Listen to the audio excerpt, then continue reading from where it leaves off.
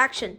Hi, I'm Miss Lauren from the Lawrence branch, and if you're like me and you're looking for things to do with your children at home, I have a couple fun but easy science experiments that you can do with things that you have in your house.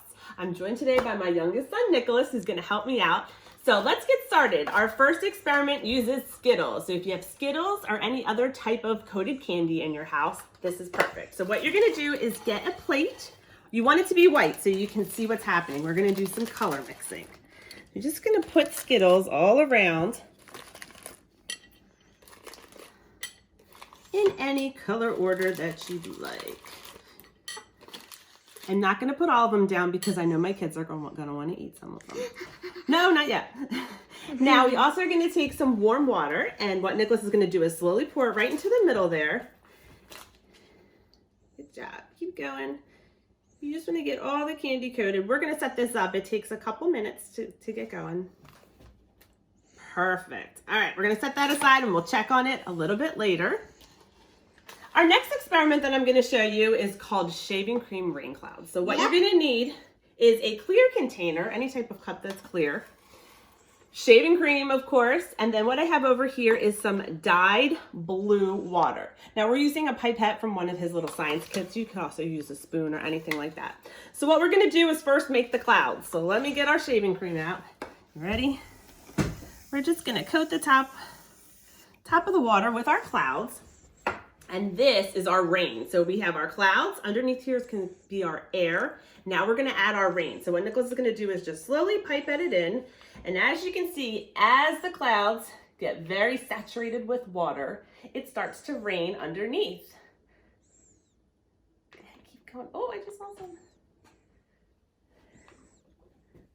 Now, anything using shaving cream is really fun for my kids. They love doing stuff like this. But as you keep adding it, the clouds get so saturated and heavy that the rain just falls right down. You see it? Oh, there it goes, there it goes. So this is fun. You can do whatever colors you want to. Mix it all up.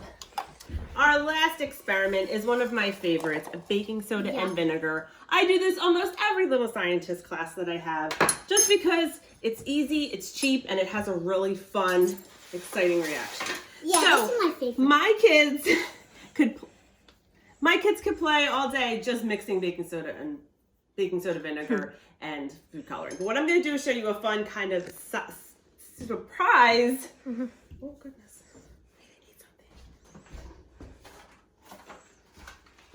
Go. This is our surprise color experiment. So what you're going to do is put a drop or two of food coloring in each section of a muffin tin.